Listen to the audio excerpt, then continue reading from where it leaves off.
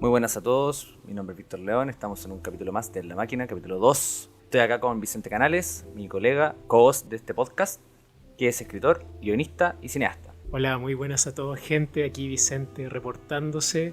Estamos listos para iniciar una nueva jornada de grabación de En la Máquina, pero esta vez tenemos algo especial para ustedes. No sé si Víctor quiere comentar un poco de eso. Sí, bueno, estuvimos un poquito ausentes porque estábamos haciendo muchas cosas, como ya sabrán. Sí, ya hemos comentado un poco en redes sociales de que estamos haciendo un videojuego con Vicente y tenemos más proyectos aparte de ese. Por si no saben, para que le vayan a dar amorcito ahí a redes sociales. Pero yo siempre trato de mantener el canal activo y quería buscar contenido para subir.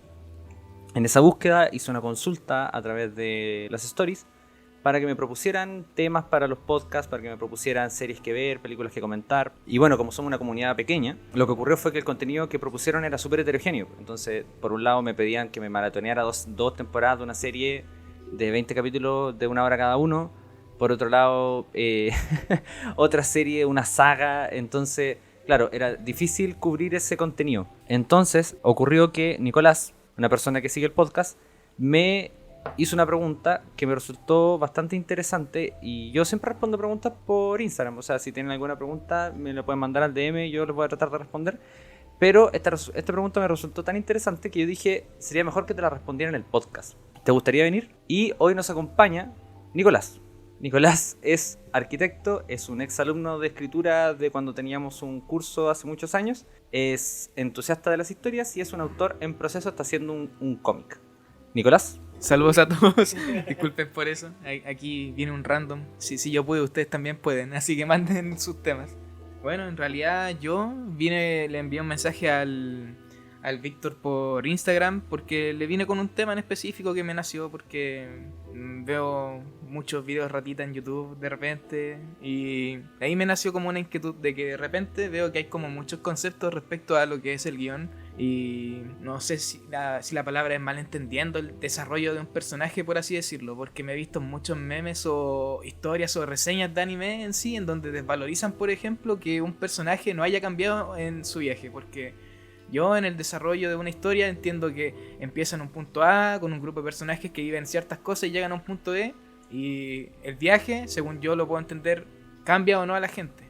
Y nacen algunos ejemplos de que si no cambió, el personaje quedó plano. Bueno, yo creo que en algunos casos no es así. Por ejemplo, el tío Airo en Avatar. Si lo piensan bien, el tío Airo en Avatar es el mismo desde el inicio hasta el final. Solamente pasa algo entre medio. Por ejemplo, el tío Airo, el mayor conflicto que tiene es que Zuko lo traiciona. Y lo máximo que le pasa es que se deprime, lo cual es normal. Pero en realidad él en ese tiempo entrena para salir de la cárcel donde lo tienen aprisionado. Y al final sigue siendo el mismo, solamente perdona a su sobrino. Y eso es porque el rol del personaje era ser un mentor para Zuko. Y si bien alguien puede decir que el tío Airo sí cambió durante la invasión a Ba Sing Se anterior a que empezara la serie, pero eso lo cuentan fuera de la historia. Backstory. Sí, te lo mencionan a lo máximo, pero no sé si es tanto como para contarlo como desarrollo en sí mismo, ¿cachai? Pero el tema es como que él no cambia a lo largo de la obra y eso no está mal. Él cumplió su rol como mentor, es carismático, cumple su rol, aparte de mentor, como miembro del Loto Blanco, porque participa en toda esa, no sé si decirle toma de poder a Ba Sing Se, claro, para preservar la paz, digámosle. Pero en sí, en personalidad, yo no lo vi cambiado nunca. Siempre se mantuvo igual en personalidad. Entonces, lo que ocurrió fue que el Nico me presentó este tema, que en el fondo que él ve. Tú me comentaste que viste en redes sociales mucho un auge en reviews de anime. Sí. Eso es lo que me comentaste, ¿cierto? Reviews de anime. Y que ellos utilizan el concepto de desarrollo de personaje de una manera media mañosa, en el fondo. Y de que, en el fondo, si el desarrollo es como personaje estaba A y terminó B, entonces está bueno. Y personaje estaba A y terminó A, entonces malo. Y que eso a ti no te parece. Eso es lo que me comentaste básicamente. Exactamente, ese es el claro. tema. O sea, sí, yo quería, y me pareció súper interesante el tema, hablar sobre el desarrollo de personaje. Y además del desarrollo de personaje, cómo se entiende a nivel ya de público. O sea, cómo lo perciben las masas, incluyéndonos a nosotros, todos somos las masas. Es interesante porque siempre ocurre un efecto teléfono en lo que es como el entendimiento de un tema, cuando alguien se especializa en entender un tema y lo que termina llegando a la gente. Eso pasa en todas las disciplinas, pasa en la ciencia, pasa en un montón de cosas, y no es la excepción el tema del guión. Resulta que el tema del desarrollo de personajes se entiende de una manera súper diferente cuando tú eres escritor y te especializas en escribir y en analizar historias, que cuando eres una audiencia. Y para eso los convoqué hoy día a hablar. Vicente. Sí, o sea, en internet hay de todo, ¿cachai? Hay contenido bueno, contenido malo, pero ocurre, en cuanto al rubro de la escritura, de que hay varios conceptos manoseados, conceptos que en realidad no se comprenden del todo. Para la crítica no especializada, entendámosla como la crítica que puede hacer un fan, que tiene su valor en sí mismo, Claro. y que en realidad no tiene nada de malo que no lo sepan, sino yo creo que para entender lo que es el desarrollo de personaje, entre comillas, hay que entender que la historia tienen al menos dos conceptos que son claves. Uno es la progresión y el otro es el cambio. Progresión, entendamos de que un personaje se mete en un conflicto y este conflicto debe ir escalando en nivel de dificultad. Cada vez al personaje le tiene que costar más lograr su objetivo. Pero eso dice Maki. Y por otro lado, que es lo que nos trae acá, el concepto de cambio. Todas las historias tratan sobre el cambio. Eso lo dice Aristóteles. Exactamente. Entonces eso, o sea, el desarrollo de personaje es simplemente el cambio. Ahora, ¿qué es el cambio? Uno puede entender el cambio como... Traigo mi libro de filosofía de Aristóteles del cambio, bueno. No, pero tema. Claro, pero ¿qué es el cambio? Tú dijiste que el tío Airo en realidad no cambiaba la historia, pero en realidad podríamos decir lo contrario, porque los personajes no es que cambian, hay distintos niveles de cambio, ¿cachai? Pueden cambiar de, no sé, por ejemplo en Tokyo Ghoul, Kaneki parte siendo un humano y termina siendo un Ghoul, incluso cambia su diseño. Sí. Cambia su físico, su caracterización, claro, como diría Maki. Pero también hay cambios más sutiles. Ahora lo importante es que los personajes deben tener algo que se llama cambio interno relevante. Claro. A lo mejor el ejemplo del tío Airo, a lo mejor. No es muy apropiado. No es muy apropiado, ¿por qué? Porque yo no estoy de acuerdo. pero de manera completamente educada. Lo que pasa es que hay un capítulo que se llama... 3 historias de... Es del libro Tierra. Aventuras en Basing C. Aventuras en Basing C, si no me equivoco. Ya, y ahí muestran cuál es el verdadero conflicto del tío Airo. Y te muestran claramente cuál es el conflicto y la transformación del tío Airo. El tío Airo tenía un hijo. No pudo ayudar a su hijo. Esto es backstory, no pasa en la historia. Pero en la historia, en Avatar, ayuda a su nuevo hijo, a Zuko. Entonces su cambio fue que pudo sanar una herida que nunca que se permaneció abierta y que si no hubiera ocurrido la historia de Avatar habría permanecido por siempre abierta. Se cicatrizó el nunca haber podido ayudar a su hijo porque ayudó a Zuko. Entonces ese sí es su cambio, ¿cómo lo dijiste tú? Cambio interno significativo. Cambio interno relevante, cambio interno significativo. Pero lo que pasa es que es muy matea, arquetípica y típica la historia de Avatar. No lo digo como en el mal sentido, de hecho al contrario. Hacer una historia tan grande, coral, con tantos personajes, que sea arquetípica y que todos los personajes tan mateamente sigan la estructura de 3 actos es súper difícil, es dificilísimo. O sea, Game of Thrones, Avatar y no se me ocurren muchas más. O sea, muy pocas historias son capaces de hacer ese nivel de mateísmo de que cada personaje tiene los 3 actos, pero tan cantados y tan literales. Pero en ese sentido lo digo como un piropo, no lo digo como algo malo. Pero en la mayoría de las historias se ocurre lo que decís tú, pues. Que hay un personaje que tiene un rol específico, por ejemplo, no sé, Obi-Wan. Obi-Wan solo aparece, es mentor, muere, nada más. Eso es todo, él tiene una función, es un personaje que se le llama personaje plano, personaje unidimensional, personaje lineal, tiene varias maneras de decirse, y son personajes que son más bien una herramienta en el guión. No son un personaje que va a desarrollarse en el guión porque no es la idea del guión, ese guión no está hecho con esa intención, está hecho con la intención generalmente de desarrollar algo más. Ahora, ¿existen guiones donde nadie se desarrolle? También no existen. De hecho, se puede ser el propósito de un guión. Por ejemplo, hay un capítulo de Hora de Aventura que me gusta mucho, que no recuerdo muy bien en este momento el nombre, pero es de un chico que quiere enamorar a la dulce princesa. Es un príncipe que quiere enamorar a la dulce princesa.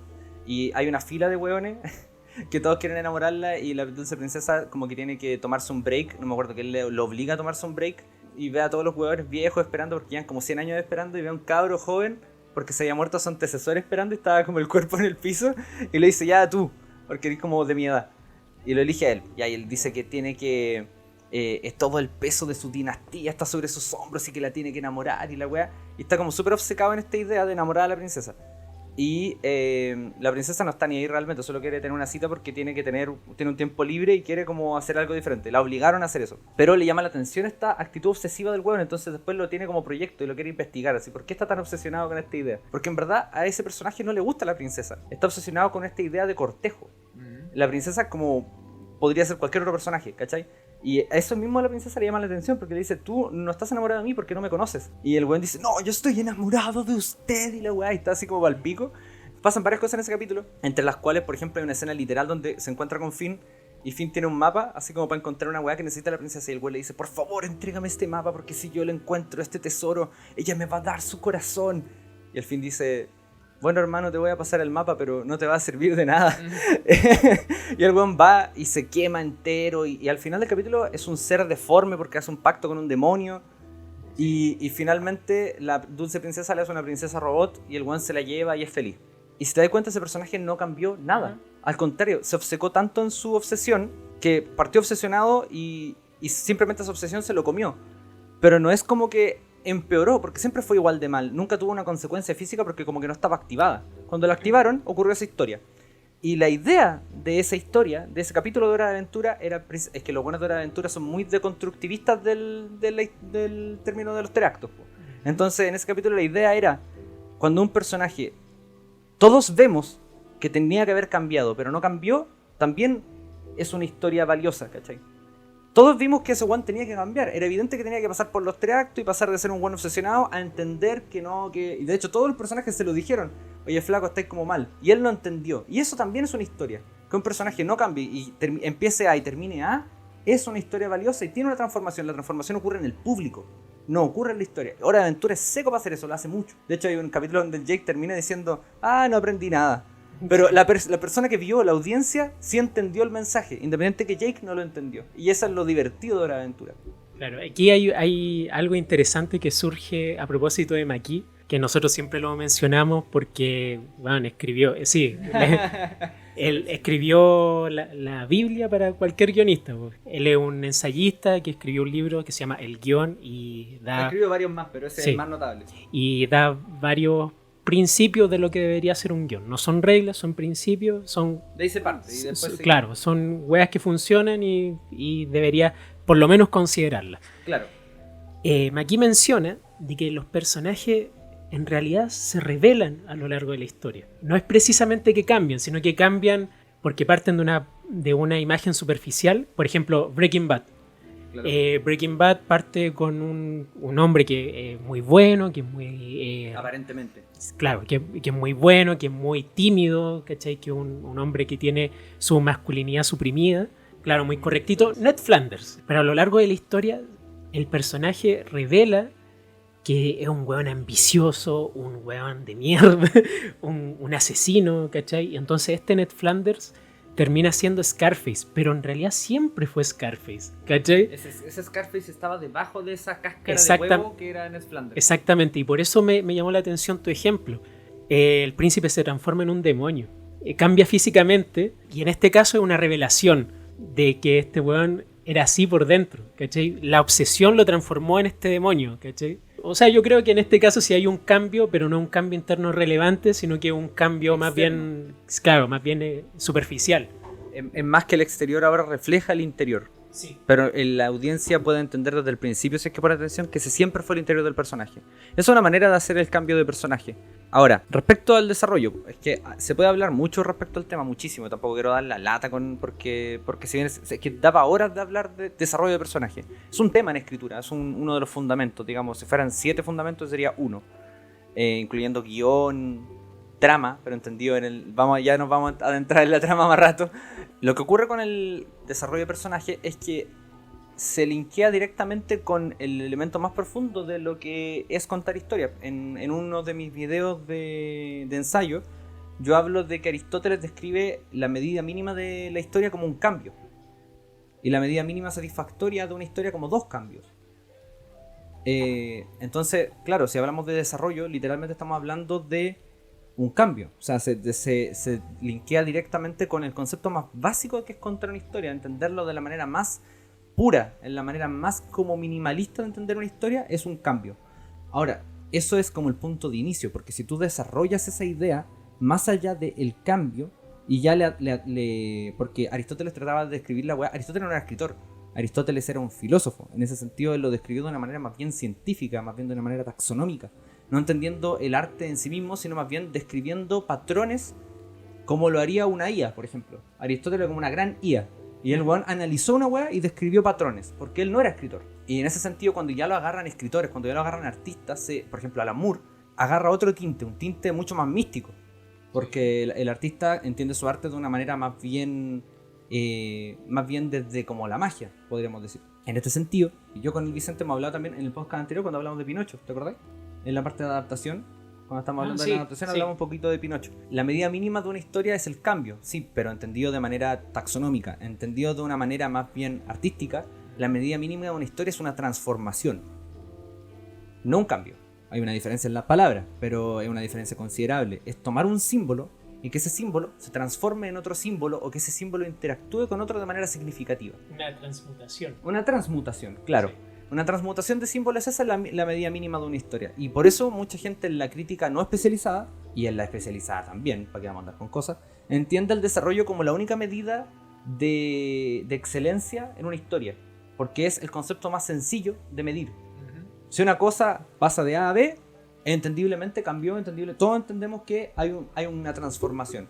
Ahora, la calidad de esa transformación, dejémosla de lado, porque es súper subjetiva de medir. Sí. Pero yo creo que es evidente, y yo creo que cualquier persona puede entender que es evidente que hay transformaciones más poderosas y transformaciones menos poderosas. Hay veces que uno toma un símbolo y lo deja como el mismo símbolo, como con un mostacho.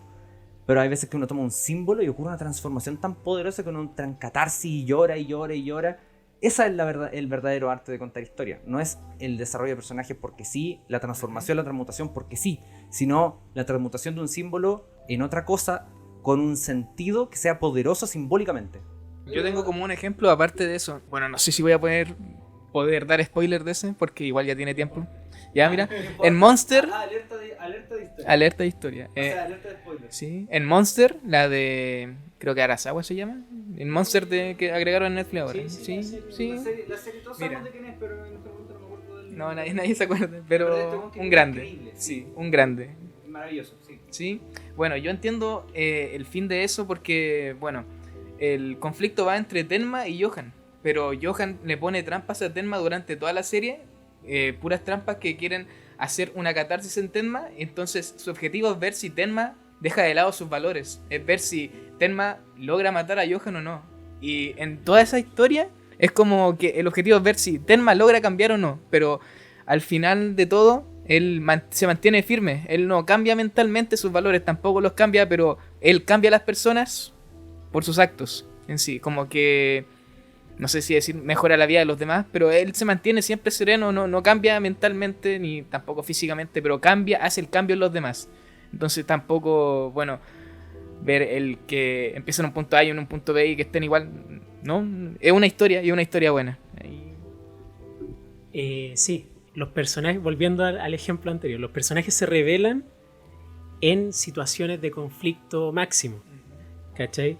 Entonces los personajes se enfrentan a una situación muy complicada y ahí se revela el verdadero carácter de un personaje. Por ejemplo, en El Caballero de la Noche. Es muy parecido, de hecho. Sí. Se parece un montón. El Caballero de la Noche, lo que quiere el Joker es demostrarle a Batman de que la sociedad es una mierda y provocar en Batman que lo mate. Entonces ocurre esta secuencia de los detonadores, donde hay un barco con presos y hay un barco con gente de bien. Sí. Y cada uno tiene un detonador. Ahora, estos personajes, que es un personaje conjunto, ¿cachai? Digamos, la gente y los presos, ¿cachai?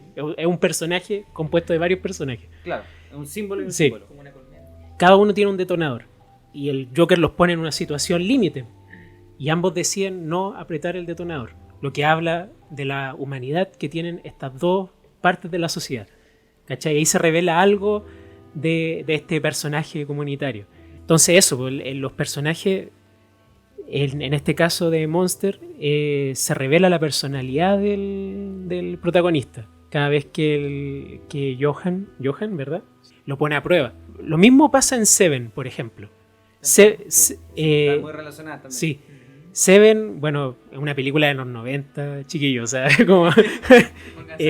Seven es la historia de dos policías que investigan a un asesino que mata a sus víctimas basado en los 7 pecados capitales. Como al quinto o sexto pecado lo atrapan y lo que quería este weón del asesino, quería que el protagonista, que es el Brad Pitt, lo matara y cobrara la 7ª víctima de los 7 pecados. Él era el 7. Sí. Entonces resulta que, claro, el asesino mata a la esposa de este weón porque él tenía envidia de la... O sea, tendría mucho sentido. No me acuerdo, pero sí tendría sentido porque él quiere ser la musa del weón, pues entonces tiene mucho sentido. Claro, entonces mata a la esposa, sería la 6ª víctima de este weón, obligando a Brad Pitt, consumido por la rabia, a matar al asesino, cobrando ya la 7ª víctima consumida por la ira. ¿Cachai? Ahí el personaje se revela ante una situación límite. Al encontrar la cabeza de su esposa en una caja, dice, weón, ¿sabéis qué? Y lo mata. Y tiene su cambio interno relevante, que es pasar de un weón correcto a un asesino. Claro, en esa historia gana el mal, pues. Es como lo contrario que la del Joker. Básicamente la del Joker, el Joker propone que todo el mundo es caos y que como que los límites sociales impiden el caos, pero que el estado natural de las personas es el caos. Y Batman propone una idea contraria, porque dice que no, que en verdad hay bondad en la gente y como que tiene una cierta fe, pero es como bien pesimista respecto a su fe, pero tiene fe. La cosa es que se enfrentan estas dos ideas, po. En Seven pasa que el asesino gana, po. El asesino dice todos somos malos por dentro y finalmente el protagonista lo confirma. Todos somos malos por dentro, necesitamos la motivación adecuada nomás, ¿cachai? Son como dos historias que tienen literalmente tesis contrarias. Aunque la de todos los que hayan visto El Caballero de la Noche saben que después hay una contratesis, después ocurre una síntesis, porque después de la escena del Joker ocurre la escena de dos caras, pero etcétera. El tema es que hasta ese punto al menos son películas completamente opuestas. Sí, mira, es bien interesante el tema respecto de porque tú propusiste dos principios. Ya hablamos del cambio y tú propusiste la progresión. Johan funciona como una herramienta de progresión en la historia, porque el weón le va colocando desafíos cada vez más difíciles moralmente de superar. Maki habla de que el personaje siempre toma una decisión basado en que cree que va a obtener un resultado sencillo. Y el mundo, el universo, siempre le da un problema nuevo más grande. Y él toma una decisión diciendo, oye, voy a obtener esto, y el universo le dice, no solo no va a obtener eso, sino que es más difícil llegar a tu siguiente paso. Y cuando el protagonista llega al siguiente paso, rompe esa oposición, vuelve a tomar una decisión diciendo, ya, pero ahora es fácil. No, nuevamente, más oposición. Pero ahora es fácil. No, más oposición. Ya, Johan funciona como ese mecanismo de Maki de progresión.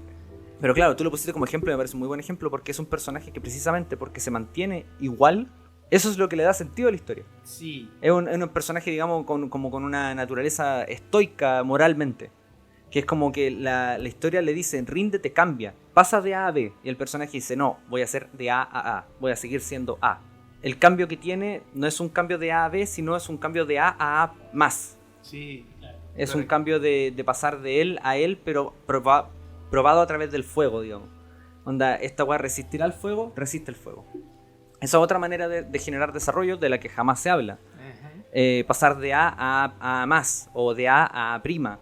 O un personaje que pasa de B a A, eso se habla menos. Por ejemplo, los personajes que eran buenos y terminan siendo malos, o que eran... Sí, pues los personajes que eran buenos y terminan siendo malos, que son generalmente las tramas punitivas. Breaking Bad ya se habló. Sí. Kira era un personaje relativamente bueno y terminó siendo horrible, no, como persona, digamos. No sé, siempre fue maquiavélico, como que fue... Sí, pues, pero era un cabro joven que solo tenía ideas malas, pues. Y tú no podías juzgar a una persona por su idea, dice Aristóteles, sino solo por sus actos. Y luego pasó a ser un genocida en efecto. ¿Cachai? Pasa de ser una persona con ideas medio radicales a un genocida en efecto. Entonces pasa, claro, de un niño a un monstruo. Atente porque se marca con la muerte de L y como que Light muere también y es puro Kira. Sí. ¿Cachai? Como que pierde toda su humanidad, toda su esperanza y se vuelve un Shinigami prácticamente. Totalmente, o sea, de hecho, de eso también se habla poco. Mucha gente dice, vamos a hablar ahora de la crítica de fan a fan, y no de la crítica especializada y el gap que se produce, el gap. ¿Qué país soy yo? El espacio que se ocurre entre la crítica especializada y la crítica de fan a fan. Yo creo que ambas tienen obviamente sus méritos, porque es más referencial para uno la crítica de fan a fan. Porque uno, claro, es como un amigo tuyo recomendando una historia.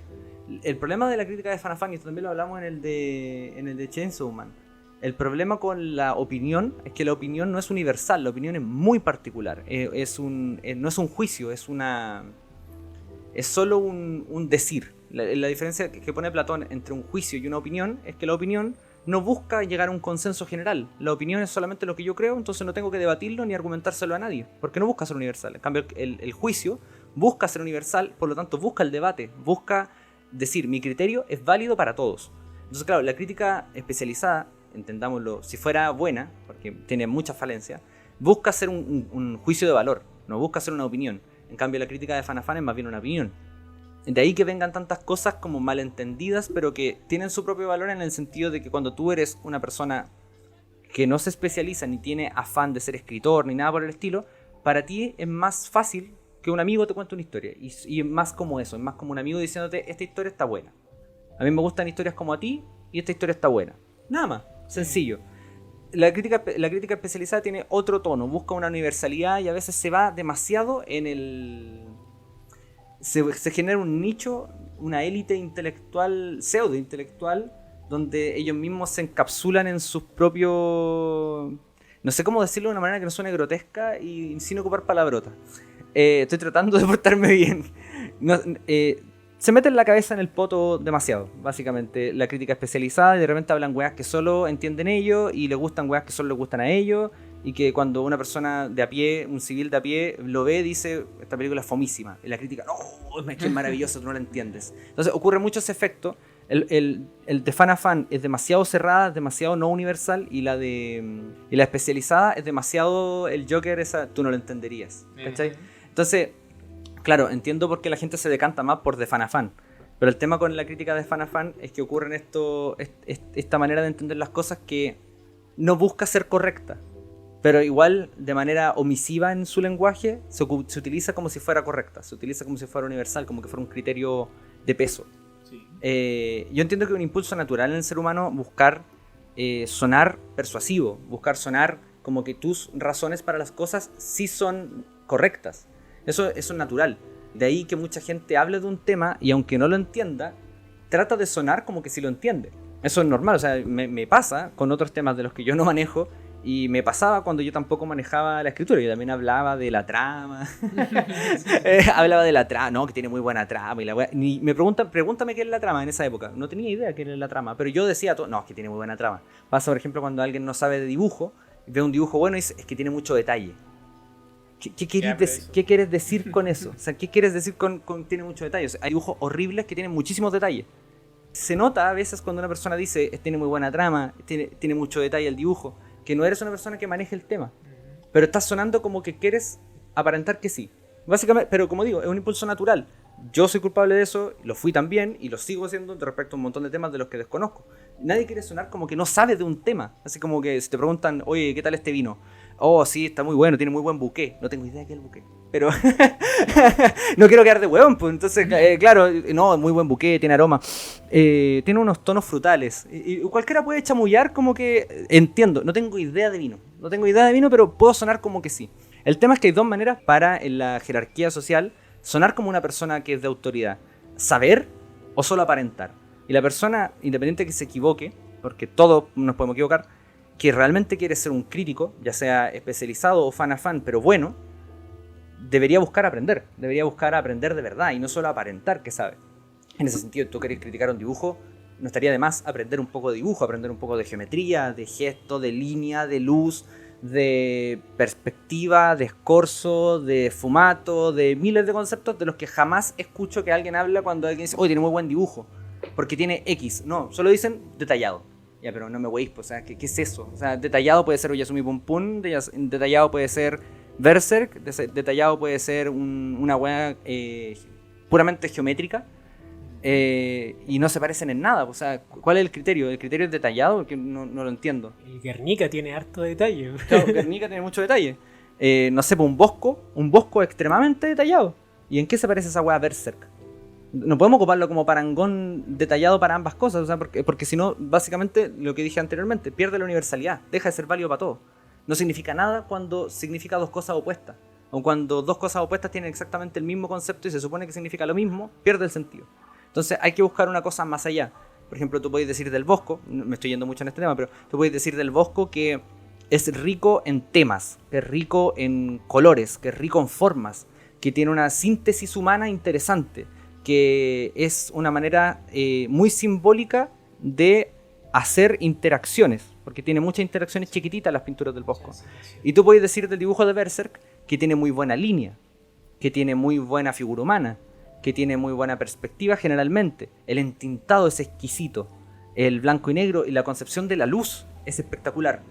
Y ¿cachai? Que ahí no hay nada de detalle. Simplemente se trata de que cuando uno quiere dar un comentario especializado sobre una cosa y aspira a ser universal, aspira a ser bueno, hay que entender el tema, y si uno no lo entiende, por último, si te interesa, aprendes del tema. Es lo que uno busca cuando, por ejemplo, si a mí me gustara realmente los vinos, yo buscaría aprender de los vinos para poder de verdad dar un comentario con sentido. Esto aplicado a la historia ocurre, claro, por el tema de la trama, por ejemplo, que le dijimos que le vamos a comentar. Que se ocupa mucho, yo también veo críticos fan, son muy famosos en este momento en TikTok, sí. Así auge total. Y el crítico fan ocupa mucho, hoy la trama está muy buena. Amigo, ¿qué significa la trama? O sea, yo entiendo que lo traducen del inglés, por ejemplo, como plot. Sí. El plot de los gringos vendría siendo la trama, pero también cuando se habla en inglés, por ejemplo, de... Tú en delante nombraste, antes de cuando estábamos haciendo la pauta, nombraste varios temas, varias palabras que los gringos ocupan, pero que el español todos los traducen como tramas. ¿Cuáles eran? Plot, story, logline. Logline. La cosa es que significan cosas distintas. Cuando uno habla de historia, de la misma manera que hablamos recién de dibujo, siempre me gusta hacer parangones con otro arte, porque de la escritura siempre se habla como que fuera una hueá mística. Y la escritura tiene una concepción taxonómica, física, objetiva. La tiene. Entonces yo siempre pongo otros, por ejemplo, en el anterior podcast hablamos de cocina, para que se hiciera un parangón con los ingredientes, con los símbolos, para que se entendiera. En este caso hablé del dibujo. En historia, la trama como tal, para un escritor, no para una persona que solo ve historias, es el orden de los acontecimientos. Porque literalmente cada tema tiene un hilo. Y cómo esos hilos interaccionan, de ahí viene la palabra trama. Trama viene de nudo, viene de el patrón general que generan esos hilos. La trama es solamente en qué orden se cuentan. Por ejemplo, una película con buena trama es una película que, por ejemplo, parte con un conflicto y después te explica el contexto. Eso vendría siendo buena trama, literal, porque el orden está interesante, el orden de los acontecimientos, no el tema de la historia.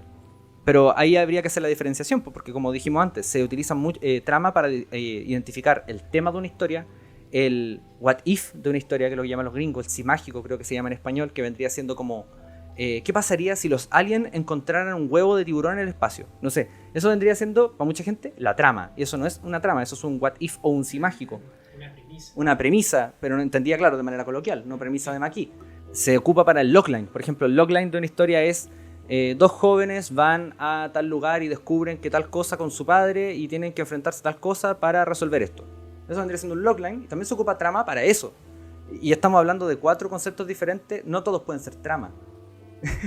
Claro, si no, no nos vamos a entender. Una palabra no puede significar 5 cosas, o sea, puede significar 5 cosas en contexto, pero no siempre. Entonces ocurre mucho eso con la crítica fan, que ocupa una palabra para muchas cosas porque quiere darse a entender como autoridad, pero sin investigar. El término trama también es un concepto bien manoseado. Como desarrollo de personaje. Claro. Y claro, pasa también que también existe un concepto que se llama trama universal. Y según un escritor llamado Christopher Vogler, sugiere que hay 20 tramas universales. Claro. Un ejemplo cortito. Una historia de amor tiene la siguiente trama. Chico conoce a chica, inician una relación, esta relación se disuelve para luego entender de que los problemas que ellos tienen se pueden superar para de nuevo estar juntos. Pero esa es una trama, por ejemplo, una comedia romántica. Claro. Y dentro de esa caben muchas historias que tienen sus pequeñas diferencias, ¿no es cierto? Pero tiene ese orden, ¿cachai? Claro. De chico conoce a chica, tienen problemas, se separan, luego se vuelven a juntar.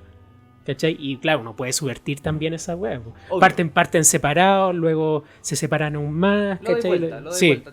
Tomáis los mismos elementos secuenciales y cambiáis la secuencia, sencillamente. Exactamente. Y ahí uno subvierte cosas con la trama, ¿cachai? Que es el orden de los acontecimientos. Ya, igual yo tampoco quiero sonar pesado, o sea, hago mea culpa de que yo también ocupo los conceptos de manera caprichosa de cuando en vez, pero el tema es que idealmente en un contexto de seriedad, no. Cuando uno habla con un amigo, claro, se entiende, pues no hay que ser ese weón que... No, porque la trama es esto. Cuando estés hablando con un amigo relajado, no. Pero claro, cuando estamos escribiendo un ensayo, cuando es una weá que vamos a publicar en internet, cuando es un comentario en un diario, etcétera, uno espera que los términos sean un poquitito más consistentes, apropiados, claro. Un poquitito más bien utilizados, básicamente.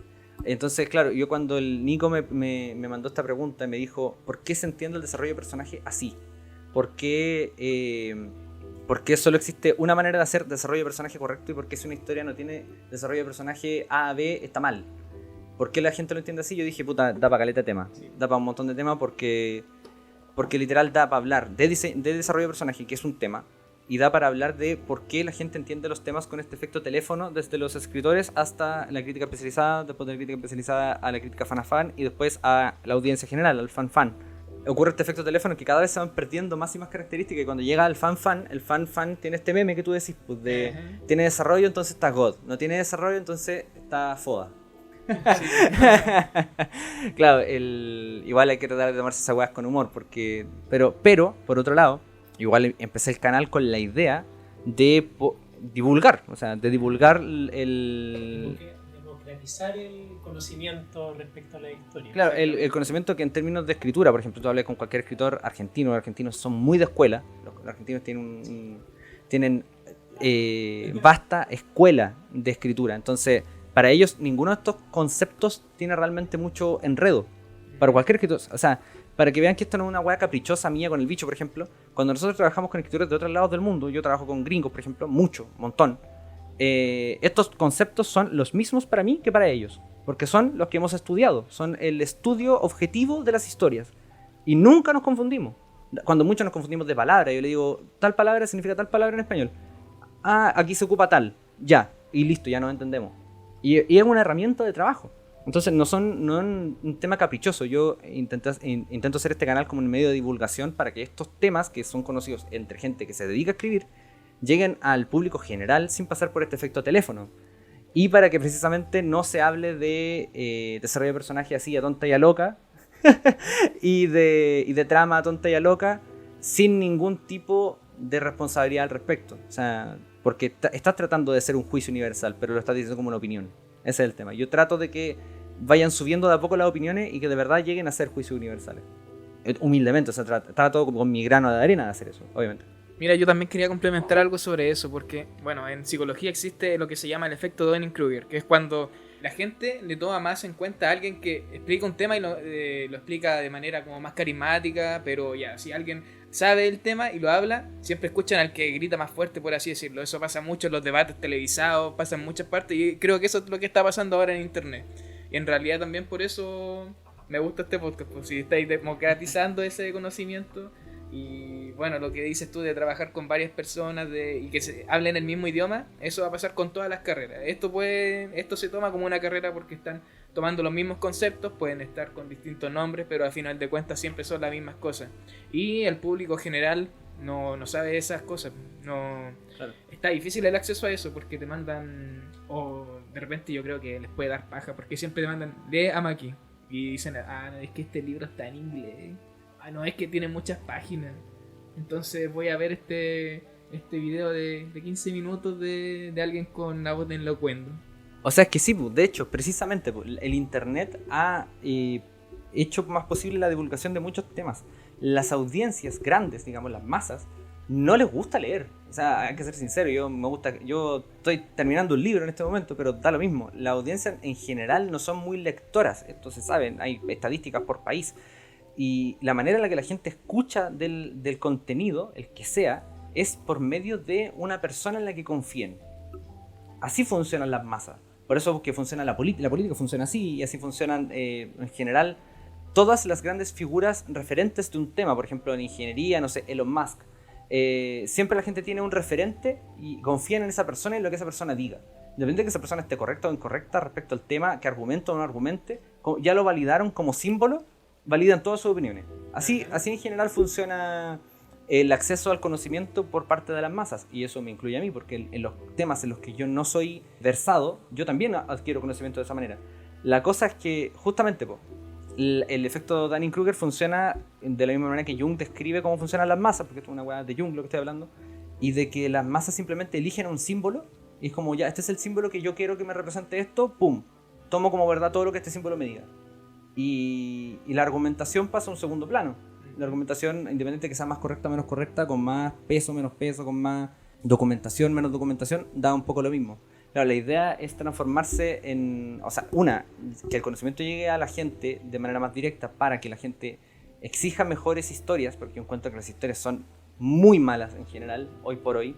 Encuentro que es muy fácil ser falso, y eso no debería ser. O sea, yo siento, una cosa que siempre hablamos con el bicho, de que creo que lo hemos dicho en varios podcasts, en varias cosas, de que la única cosa que no se puede hacer en el arte es ser mentiroso.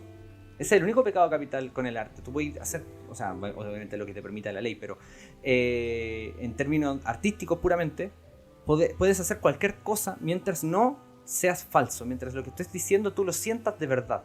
Eso es lo que de verdad lo constituye como arte. Pero hoy por hoy sí se puede ser falso. Hoy por hoy un productor puede mandar a hacer una serie así como, ya, que era una serie de X cosas y que tenga X contenido para que la gente lo compre, y la gente lo compra. Y por más que pongan un escritor que dice, ya, bueno, si tengo que pagar el sueldo, y lo escribe con un mínimo de calidad. De técnica, claro. Sí. Viene de una frivolidad tan grande que produce contenido basura. O sea, nosotros vivimos la era del contenido basura. Eso yo creo que sí, es de cero desconocimiento para cualquier persona, porque se produce tanto contenido que es imposible que todos sean puros Quijotes. O sea, es ridículo. De 10.000 animes, estoy poniendo un número al azar, de 10.000 animes obviamente no son 10.000 Quijotes. Claramente hay unos 9.000 que son literal basura, y de ahí en adelante tenéis 1.000 que ya tienen cada uno su propio mérito en diferentes niveles y de diferentes maneras. O sea, imagínate que la escritura no es una volada, ¿cachai? No es algo que hoy se me ocurrió, ¿cachai? Y los escritores no vivimos de la inspiración de las musas, ¿cachai? Para nada. La escritura es un trabajo y tiene técnica. Estos productos basuras tienen mucha técnica. Claro. Tienen mucha técnica, tienen golpes de efecto, tienen progresión, son entretenidas en ese sentido, ¿cachai? Películas de acción de La Roca funcionan como películas de acción palomiteras, digamos. Pero resulta que, claro, las historias son una declaración del autor, en la que el autor, con un relato, te está diciendo la vida es así, ¿cachai? Tú puedes estar de acuerdo o en desacuerdo, pero ese es precisamente el punto. Pone el tema en la palestra y tú puedes debatir al respecto, pero él te dice, yo lo veo así, punto. ¿Cachai? O incluso a veces te dice, yo lo veo así ambiguo. Cuando por ejemplo, un tema donde la gente está segura, no, que esto es así. Y llega un autor y dice, yo lo veo así ambiguo, ¡pum! Y ahí abre el debate de nuevo. No es como, claro, es que siempre se tiende a entender el lenguaje de manera muy tácita. Y cuando uno habla una taxonomía, la gente siempre lo tiende a malinterpretar de la peor manera. Como que una especie de dictador escritor. Y no, y aparte autor puede ser un colectivo. Por ejemplo, un autor, cuando tú hablas de autor, simplemente hablas de creador. No, y eso puede ser un colectivo, puede ser un grupo. Cuando uno hace una película, no es un autor. O sea, son cientos de autores de mínimas cosas que una persona los junta. Y ese vendría siendo el director. En la música, por ejemplo. En un videojuego, claro, en la música está el productor. El productor junta todo el esfuerzo de todos los músicos y le da una forma final. El director hace eso en las películas, el director hace eso en los juegos, el director hace eso en animación.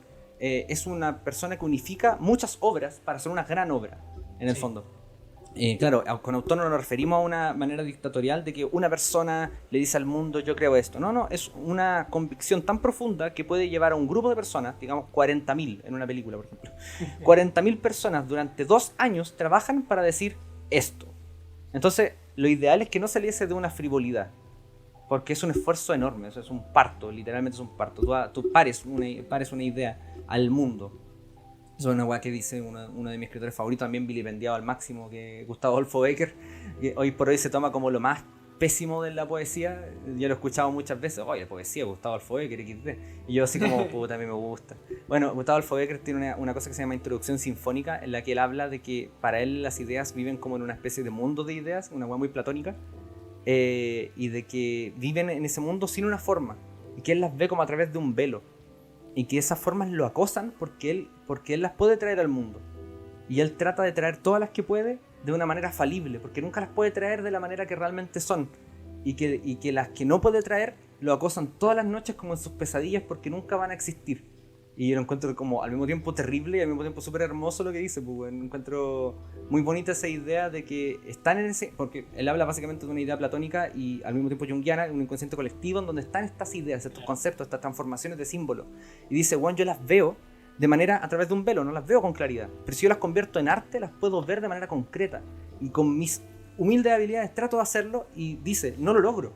No logro que se vean como yo las veía en el inconsciente colectivo, pero al menos les doy una forma. Y las que no les doy una forma a mí me acosan. Y me dicen, weón, ¿por qué no existo? Y es como, weón, puta, disculpa. Es que sí, pues, o sea, la verdad es lo que le da carácter y individualidad a una historia. Y de hecho la verdad hace a un buen personaje. Si tú crees que el mundo es de tal manera, tienes que hacer un personaje para esa historia. Y así tienes un buen personaje. Y de hecho, ya estamos llegando al final de este programa. Entonces sería bueno que, para ir cerrando, definir o más bien dar un pequeño consejo para ser un buen personaje. Cortito. Aquí voy a referenciar a alguien que me ayudó mucho cuando empecé el canal, la Marina. ¿Tú ubicas a la Marina? Marina Colandrino. Sí. La Marina tiene un video donde discute como unos 17 minutos de qué es lo que hace un buen personaje, y yo siento que va muy en la onda de Maki el video. O sea, yo no sé si la Marina lo hizo con esa intención o con esa visión en particular, pero independiente que lo haya hecho o no, quedó alineado con Maki de todos modos. En lo cual simplemente la tesis del video al final, a la que llega, por medio de descubrirlo, porque es un video inductivo, ¿no? Sí, inductivo en vez de deductivo. Sí, la cosa es que termina con la tesis, no parte con la tesis. A la tesis a la que llega es que un buen personaje es el que es funcional a su propia historia y el que le da mayor potencial a su propia historia, cosa que es muy Maki, que es lo que acaba de decir Vicente. Yo recomiendo que puedan ver ese video para que exploren diferentes aristas. Marina Golondrina, personajes, búsquenlo, seguro que les sale. Básicamente el consejo que quiero dar en cortito es, si por ejemplo tu historia se trata de amor, por ejemplo, ¿en qué sentido mis personajes reflejan el tema de mi historia? Por ejemplo, ¿por qué mi personaje no puede amar? ¿O por qué mi personaje está tan obsesionado con el amor? Si tu personaje y el tema de tu historia no están relacionados, probablemente no va a ser el personaje que le saque mayor potencial. Tú siempre busca que tu tesis y tu personaje tengan una relación. Puede ser una relación contraria, por ejemplo, en Evangelion. En Evangelion es como, ¿qué significa crecer? Y el personaje es un personaje que no quiere crecer. Por ejemplo, no es como porque uno podría tomarlo de manera como más directa, como mi tesis se trata de crecer, voy a buscar un personaje que quiera crecer, no sé, como Goku, o como Fuji de Fumetsu. Un personaje que quiera crecer para una historia de crecimiento. Pero claro, tú puedes literalmente hacer lo contrario. Mi historia se trata de crecimiento, voy a ser un personaje que no quiere crecer. Y que es el caso de casi todas las historias del... Hola, Yasumi Pum Pum, ¿cómo se llama?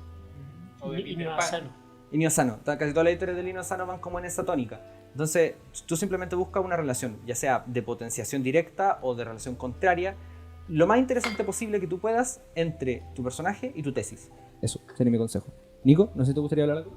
Bueno, yo no podría dar el consejo porque sí, como entusiasta. Me gustaría reforzar ese mismo pensamiento que dijeron ustedes, de que ya un autor al hacer una obra quiere dar un mensaje, por eso está haciendo la obra, porque si no es un encargo de X, pero cuando se hace por pasión tiene un mensaje de fondo, entonces el personaje debe ir de la mano con ese mensaje. Por ejemplo, veamos en Vinland Saga a Thorfinn. Todo lo que le suceda a Thorfinn va a concluir con que él se dé cuenta con el mensaje de la obra de que la guerra no es mala o que yo no tengo enemigos. O por ejemplo, que vaya con el tema más que con el mensaje, que puede ser como el hombre versus el destino, como en Berserk, cuando el Guts o el Gustavo se enfrenta, el Tripas se enfrenta a todas las cosas y aún así él sigue siempre de pie enfrentando todo eso porque es el hombre versus el destino. Él no se va a dejar vencer por el destino porque él quiere alcanzar su felicidad de la manera en la que pueda, ¿cachai? Entonces, sí, totalmente de acuerdo con el mensaje que dijeron ustedes. Yo sabía que tú, Víctor, ibas a decir eso. Soy predecible, no. Así que yo quiero dar un consejo más sencillo, la verdad. Para mí, para pensar un buen personaje, piensen en contrastes. Por ejemplo, Hannibal Lecter. Hannibal Lecter es un weón sofisticado, muy inteligente, pero es un caníbal. Claro, lo más bruto. Es un caníbal, o sea, pero ahí está el contraste. El weón se come un cerebro humano pero con el mejor vino. De repente es bueno, siempre y cuando sirva para la historia, ¿no es cierto? Pero de repente es bueno pensar en contrastes al momento de crear un personaje. Es un hombre, no sé, un personaje que es un hombre rudo, por fuera, ¿no es cierto? Es muy estoico, pero por dentro es muy nanay, es muy tierno. Ore Monogatari se llama, ¿cierto? Ya, bueno, esa del tipo que es como grande, feo, lo mismo que está diciendo el bicho, pero que en verdad es súper tierno y que solo quiere enamorarse, es como una... es como muy inocente el tipo, pero es enorme y es como súper corpulento, eso mismo que tú estás diciendo. De hecho, es que claro, nuestros consejos no son excluyentes, porque yo hablo de los huesos y tú estás hablando de la carne. En el video de Anatomía de la Historia hablaba de esta taxonomía un poco... que sirve para algunas cosas, no siempre sirve la taxonomía del cuerpo, pero en este caso sirve perfecto. Los huesos busca que se relacione con la tesis, y la carne ya es otra cosa, la carne ya es darle cuerpo, literalmente, y cuando tú buscáis darle cuerpo, por ejemplo, el contraste, muy importante, por ejemplo... da ritmo también. Yo siempre hablo de que en Berserk existe esta dualidad de lo feo y lo bonito. Guts es un personaje más bien neutro, no es ni bello ni es horrible, o sea, muchos podrían decir que es guapo, sí, pues, pero dentro de la estética no es como un ángel. Guts es como un weón normal, tosco, pero guapo. Pero no es lo que buscaba el autor buscaba que fuera más bien blanco, más bien como neutro, en ese mundo. De la misma manera que Kiaska es como una especie de Guts femenino, en términos estéticos. Pero todo el mundo, todo lo que se enfrentan es muy feísta, es muy feo, todos los enemigos son horribles. Y todo el mundo de Berserk es horrible. Entonces tenía estos dos seres humanos más bien normales enfrentándose, y en general los personajes del piño principal son más bien normales, enfrentándose a lo horripilante. Pero la mayor horripilantez de la historia es el weón más bello. Eso es precisamente lo que habla el bicho del contraste. El weón más bello de la historia es el más feo, por dentro. Lucifer. El Lucifer, o sea, él es Lucifer. Que en general el contraste siempre te va a llamar la atención, y eso se va a dar en criterios compositivos al momento de pintar o hacer alguna cualquier arte. obra así, Sí, en cualquier arte. Entonces ese concepto se traslada a esto también. Claro, por ejemplo, de vuelta a Death Note, Light es un idol, o sea, pero siempre atrás de él está Ryuk, que es un monstruo. Y el verdadero Light. Sí, y el verdadero Light. Nada, ya estamos terminando este programa. Muchas gracias a todos por oírnos, muchas gracias también por la buena onda del primer capítulo. Sigan las redes sociales de Víctor Ex Máquina, porque eventualmente se va a desarrollar de nuevo esta dinámica, así que estén atentos ahí para que hagan sus preguntas y puedan ser invitados al podcast. Incluso podrían ser de otros países, nos podríamos conectar por videollamada, no sé, algo se puede hacer. Sería interesante. Sí, gran parte de la audiencia del canal es de México. Bacán. De hecho, es la mayoría. Cuando yo veo las estadísticas, el 56% son de México, y el resto son la mayoría de Chile, y el resto son de otros lugares. Pero impresionante la cantidad de gente de México, siendo que nosotros hablamos de manera súper chilenizada. Qué bueno que nos escuchen, chicos. Muchas gracias por aguantarse el acento. Gracias, Nico, bueno, por venir. Gracias por la pregunta. Gracias por estar dispuesto a venir. Porque igual a harta gente le da plancha, yo creo, venir a hablar en el micrófono. Tú me dijiste, sí, pero yo no soy escritor. Sí, pero yo lo que quería era precisamente tu punto de vista como una persona que no es escritor y que le interesa el tema. Ese es precisamente el punto de vista que a mí me interesaba. Porque claro, los escritores estamos relativamente de acuerdo en muchas cosas. No en todas, ojo. Hay cosas en las que peleamos siempre, pero en muchas cosas estamos de acuerdo. Yo quería una persona que le interesa la escritura y que a lo mejor quiere saber más.